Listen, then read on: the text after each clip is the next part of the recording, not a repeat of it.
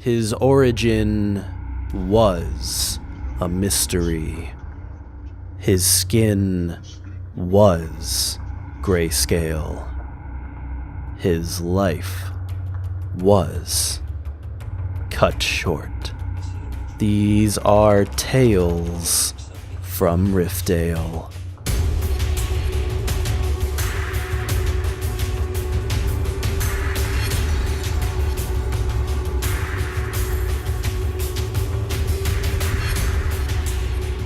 I apologize for abruptly ending my broadcast 1 hour ago, but I had an unexpected guest.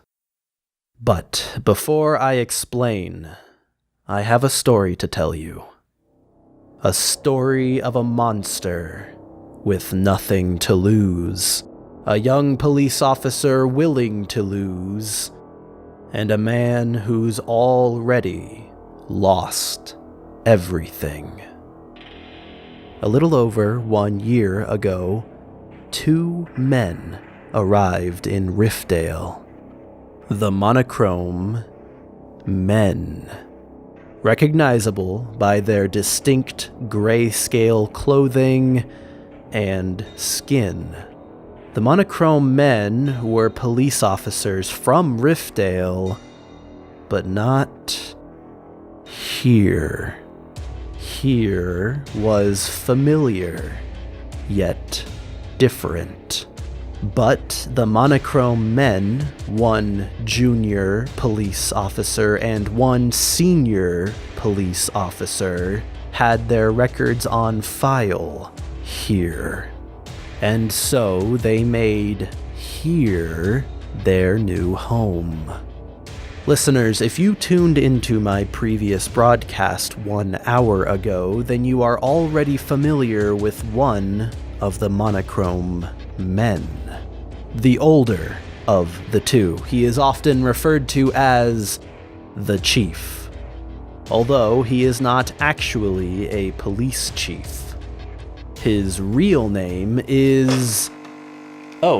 sorry about the noise, listeners. I forgot I had my Keurig brand coffee brewer set to make a cup of coffee at this exact hour. I guess they really weren't lying when they marketed this new auto brew feature with the motto, always exactly on time, even when it's conveniently inconvenient. Anyway, where was I? Right. The Chief. At the end of my last broadcast, the Chief paid me a visit. He threatened to shoot me, unless I did exactly as he said. Although, after he had a quick look around the room, I think he realized that someone living in these conditions clearly isn't motivated by self-preservation. He was therefore forced to negotiate with me to see if both of us could help each other. And through this conversation, I began to realize that the Chief has a very dark past. A dark past filled to the brim with loss. And as it turns out, he recently lost again. The Chief is the man in our story who's already lost everything. Riftdale, we have all collectively forgotten about someone. Police Cadet John Smith, the younger of the 2 Monochrome men, was well known among Riftdale citizens. In his short time here, he managed to befriend many of us and become known as the nicest officer on the Riftdale police force. He rarely, if ever, drew his firearm, preferred to only issue warnings, and infamously suggested the precinct begin using fuzzy handcuffs. In his words, "No, really, the metal on the handcuffs hurts your wrists. Why are you all laughing? Stop laughing! Smith was buried only weeks ago. The chief asked personally that I tell Smith's story on the broadcast, because, you see, despite his popularity in Riftdale, the police cadet's funeral only saw an attendance of one man, the chief. No one else in the precinct, or Riftdale at large, seems to remember who John Smith was. Frankly, part of me thought the chief might be lying to me to make me look like a fool on the air. That is, until he showed me that he still carries Smith's badge as a memento of the closest thing to a son that he's ever had. Smith was murdered in the line of duty. He was willing to sacrifice himself to save a monster, even when the monster didn't want to be saved. Police Cadet John Smith is the young police officer who was willing to lose. Listeners, I'm going to take a brief pause on this story. We have a caller on the line waiting. As always, I encourage all of you to call in anytime you feel you may have information that I do not. Caller 1, you are on the air. He was never meant to die. What? Police Cadet John Smith. He was never meant to die. What do you mean, meant to die? And why does your voice sound like that? Is that text-to-speech? I can't risk them recognizing my voice. But I need you to know that the plan backfired. Police Cadet John Smith was an unintended casualty. What plan? I need more information, Caller 1. You aren't making any sense. The police cadet was never meant to die in the plan. The plan's final step involved his partner arresting the pissed. The pissed? The prince. Shit. The prince? What prince? Who are you talking about? The final step was the chief arresting the presto.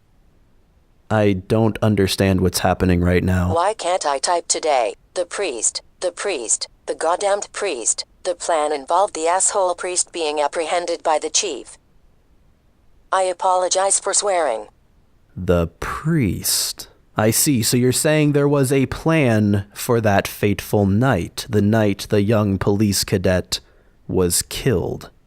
Yes, we made an anonymous call to the police. We knew where the priest was. We wanted to be rid of him. We didn't want any loose ends. But the chief told me that the anonymous call was very ambiguous, that it was just a generic noise complaint call, that if he had known that it were a call about the priest, that he'd have made sure to bring his gun, that they would have been more prepared.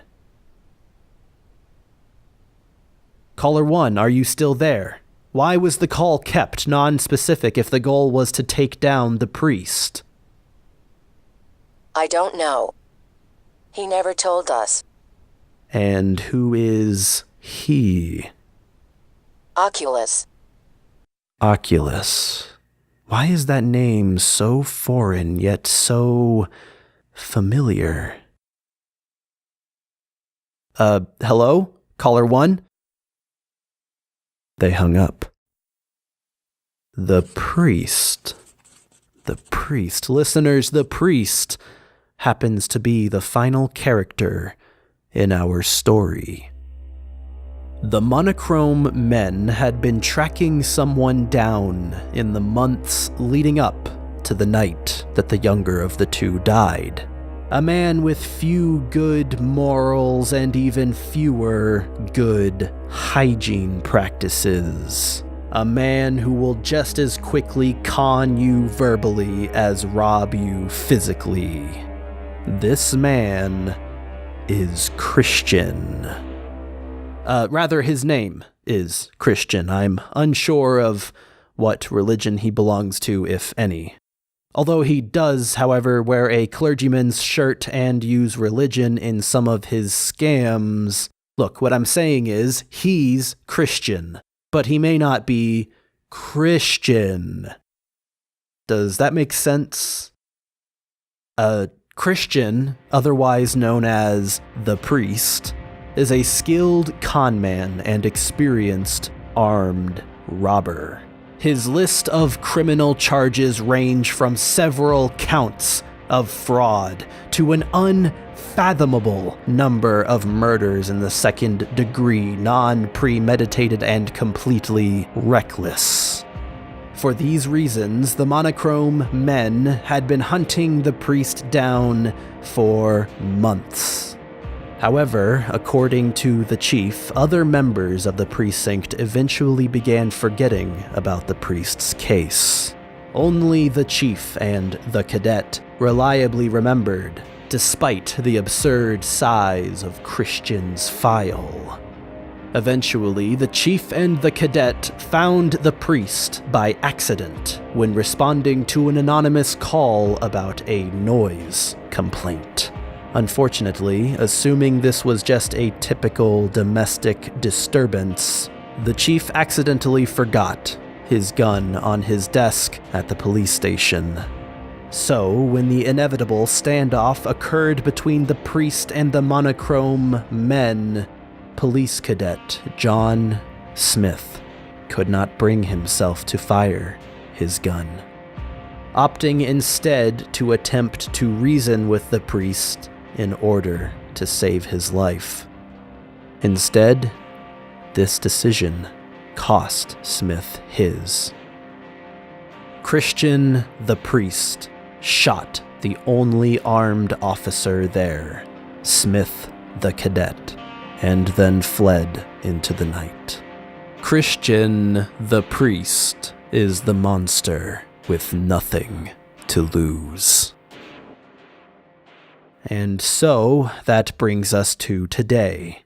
The chief now hunts the priest tirelessly. He no longer reports to the RDPD, he no longer reports to anyone but himself. Unfortunately for the chief, the last sighting of the priest publicly was 1 week ago at Pete's Pizza, where the priest reportedly arrived and hurriedly burst into Pete's office, declaring that Pete owed him a favor. All was silent throughout the restaurant. No one dared follow the priest into Pete's office. Or rather, should I say the manager's office. You see, Pete's Pizza was and still is under new management. All anyone could hear coming from the office was a one-sided conversation from the new manager. After a short time, the priest then burst back out of the office screaming, both hands bleeding at the palms and a crown of thorns upon his head. He ran, screaming, into the night, and hasn't been seen since. And so the trail to the priest has grown cold. And now it's time that I fulfill my end of the agreement between me and the chief. Attention, Eye of the Rift. That's right, I know the name of your organization now.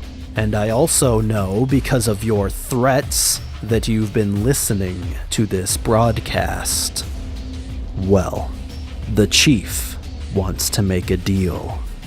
He's waiting for you.